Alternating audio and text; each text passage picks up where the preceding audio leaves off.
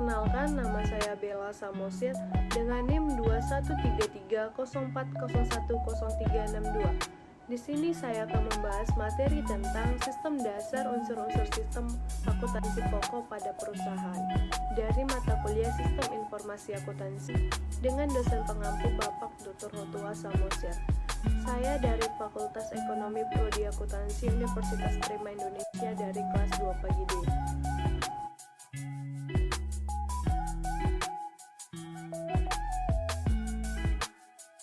Di video kali ini kita akan membahas tentang ada pengertian dari sistem akuntansi, bukti transaksi, jurnal, buku besar dan buku pembantu, klarifikasi dan kode rekening, dan juga laporan. Pertama kita masuk ke pengertian sistem akuntansi pokok. Adapun menurut beberapa ahli menyatakan yang pertama ada menurut Mulyadi, mengemukakan sistem akuntansi adalah organisasi formulir, catatan, dan laporan yang dikoordinasi sedemikian rupa untuk menyediakan informasi keuangan yang dibutuhkan oleh manajemen dalam pengelolaan. Yang kedua, dapat kita lihat menurut Nugroho, mengemukakan bahwa sistem akuntansi merupakan suatu alat yang dipakai untuk mengorganisir atau menyusun, mengumpulkan, dan mengikhtiarkan keterangan-keterangan yang menyangkut seluruh transaksi perusahaan di perusahaan, di mana para pegawai, kegiatan-kegiatan perusahaan, bahan-bahan, dan mesin-mesin dapat dipadukan sedemikian rupa sehingga pengawasan dapat dijalankan sebaik-baiknya.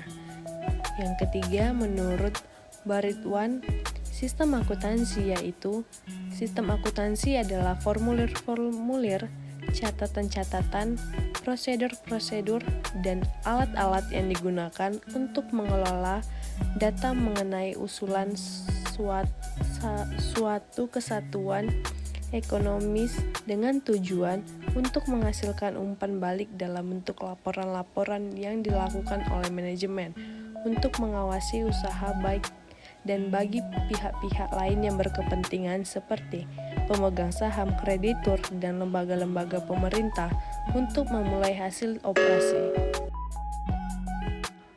Dari pengertian menurut para ahli, sehingga dapat disimpulkan bahwa sistem akuntansi merupakan suatu organisasi yang digunakan untuk merangkum semua kegiatan dan transaksi perusahaan guna menghasilkan informasi yang diperlukan oleh manajemen sebagai alat pengawasan demi kelancaran aktivitas perusahaan di masa yang akan datang. Sistem akuntansi pokok dirancang perusahaan untuk pihak internal dan juga pihak eksternal. Adapun unsur-unsur sistem akuntansi pokok, yang pertama dapat kita lihat formulir, merupakan dokumen yang digunakan untuk merekam terjadinya sebuah transaksi. Contoh, formulir adalah faktur penjualan dan bukti kas keluar. Yang kedua, adapun jurnal. Jurnal merupakan catatan akuntansi pertama yang digunakan untuk mencatat, mengklarifikasikan, meringkas data keuangan dan data lainnya. Ketiga, ada buku besar. Buku besar ini terdiri dari rekening-rekening yang digunakan untuk meringkas data keuangan yang telah dicatat sebelumnya dalam jurnal. Keempat, ada buku pembantu. Buku pembantu ini terdiri dari rekening-rekening pembantu yang merinci data keuangan yang tercantum dalam rekening tertentu dalam buku besar. Kelima, yang terakhir adalah sebuah laporan. Hasil akhir proses akuntansi adalah laporan keuangan yang dapat berupa neraca, laporan laba rugi, laporan perubahan laba yang ditahan, laporan harga pokok produksi, laporan biaya pemasaran, laporan harga pokok penjualan, daftar umur piutang, daftar utang yang akan dibayar, daftar saldo persediaan yang lambat penjualannya. Laporan berisi informasi yang merupakan keluaran sistem akuntansi. Laporan dapat berbentuk hasil cetak komputer dan tayangan pada layar monitor komputer. Masuk ke bukti transaksi. Bukti transaksi ini digunakan untuk melaksanakan atau menjalankan sistem akuntansi. Bukti transaksi merupakan pemicu. Setiap pencatatan dalam catatan akuntansi dimulai dari bukti transaksi ataupun dokumen. Bukti transaksi adalah dasar untuk melakukan pencatatan. Oleh karena itu, pengawasan atas penggunaan bukti transaksi mutlak dilakukan. Perancangan bukti transaksi yang baik harus memperhatikan kebutuhan informasi, rekening buku besar dan buku besar pembantu serta jurnal. Untuk mendapatkan bukti transaksi yang sesuai dengan kaidah pengendalian intern, ada baiknya merancang bukti transaksi dengan memperhatikan prinsip-prinsip penyusunan bukti transaksi. Prinsip-prinsip penyusunan bukti transaksi tersebut terdiri atas 1. Pencantuman identitas bukti transaksi. 2. Pencantuman identitas perusahaan. Yang ketiga, rancangan sesuai kebutuhan. Yang keempat, ada tembusan atau kopi. Kelima, pencantuman umur internal cek. Yang terakhir ada pencantuman nomor urut tercetak. Berikut contoh bukti transaksi yang banyak digunakan di dalam perusahaan. Dapat kita lihat seperti gambar tersebut. Adapun dia faktur, surat orderan pembelian, dan bukti memorial. Formatnya dapat kita lihat seperti gambar yang tertera tersebut. Masuk ke jurnal.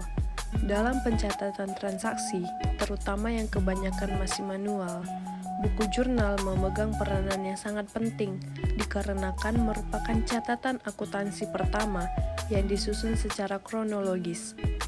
Buku jurnal terbagi ke dalam jurnal umum dan juga jurnal khusus. Jurnal khusus yang pada umumnya digunakan ada 5. Yang pertama, jurnal penjualan, jurnal pembelian, jurnal penerimaan kas, jurnal pengeluaran kas, dan terakhir jurnal pemakai bahan.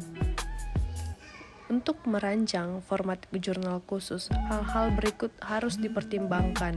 Yang pertama, pelajari karakteristik transaksi perusahaan. Yang kedua, pencatatan ayat jurnal standarnya. Yang terakhir, pembuatan format jurnal khusus mengikuti ayat jurnal standarnya. Adapun buku besar dan buku pembantu. Buku besar dan buku pembantu merupakan catatan akuntansi kedua dalam siklus pencatatan transaksi. Format buku besar dan buku pembantu dapat dibuat dengan variasi beberapa bentuk. Seperti yang digambar dapat kita lihat. Yang pertama, yang kedua, adapun rekening saldo berjalan dengan 1 kolom saldo. Yang ketiga, ada rekening saldo berjalan dengan 2 kolom saldo. Formatnya dapat kita lihat seperti gambar yang tertera tersebut. Adapun klarifikasi dan kode rekening. Untuk menentukan klarifikasi rekening, pada umumnya metode yang digunakan adalah pendekatan laporan keuangan dengan mengambil skema laporan keuangan. Misalnya, untuk klarifikasi dalam neraca, yang pertama ada aktiva. Aktiva ini terdiri dari aktiva lancar, investasi jangka panjang, aktiva tetap, aktiva tidak berwujud, dan aktiva lain-lain. Yang kedua ada hutang dan modal. Terdiri dari hutang lancar, hutang jangka panjang, dan modal. Untuk klarifikasi, untuk laporan laba rugi, ada dia penjualan. Biaya-biaya usaha terdiri dari biaya produk, biaya pemasaran, biaya administrasi dan umum. Yang terakhir ada pendapatan dan biaya di luar usaha yang terdiri atas pendapatan sewa dan biaya bunga. Kode rekening. Penentuan klarifikasi rekening selalu diikuti dengan pemberian kode rekeningnya. Hal ini bertujuan untuk mempermudah dalam pengklarifikasian, pengidentifikasian, dan pengarsipan. Ada beberapa metode pemberian kode rekening, diantaranya yang pertama ada kode dengan angka urut. Dapat kita lihat 1 kas, 2 piutang dagang, 3 persediaan barang dagang, 4 tanah, 5 bangunan, 6 akumulasi penyusutan bangunan, 7 hutang dagang, 8 hutang jangka panjang, 9 modal, 10 prive, 11 pendapatan, 12 biaya gaji, 13 biaya bahan habis pakai, 14 biaya penyusutan, 15 biaya utilitas, dan 16 biaya lain-lain. Yang kedua, ada kode angka blok.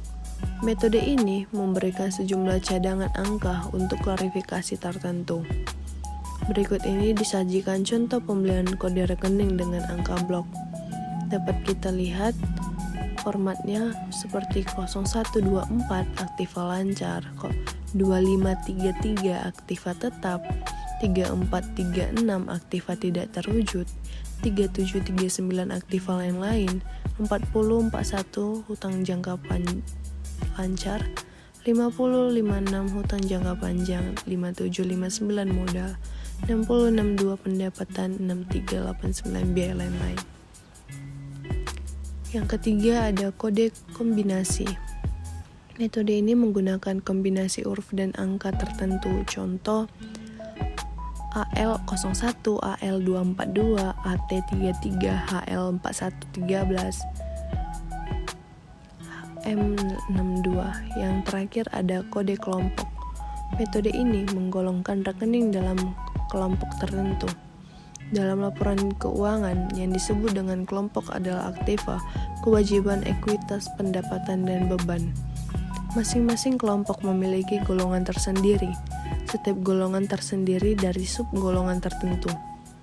Masing-masing akun dan digambarkan dengan bagan. Sub-golongan mempunyai jenis perluasan jenis akun ada di rinciannya.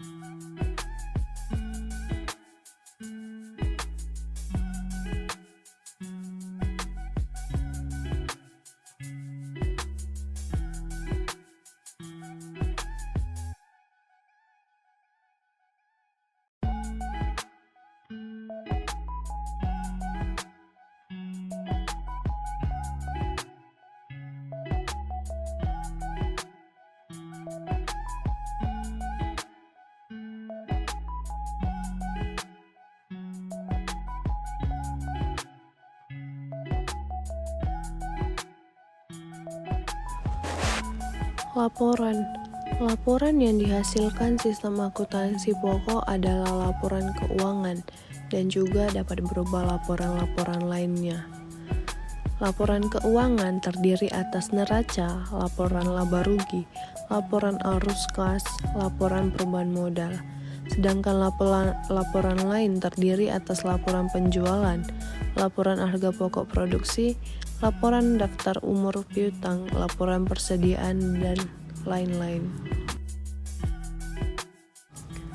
Kesimpulannya yaitu, sistem akuntansi merupakan suatu organisasi yang digunakan untuk merangkum semua kegiatan dan transaksi perusahaan guna menghasilkan informasi yang diperlukan oleh manajemen sebagai alat pengawasan demi kelancaran aktiva perusahaan di masa yang akan datang.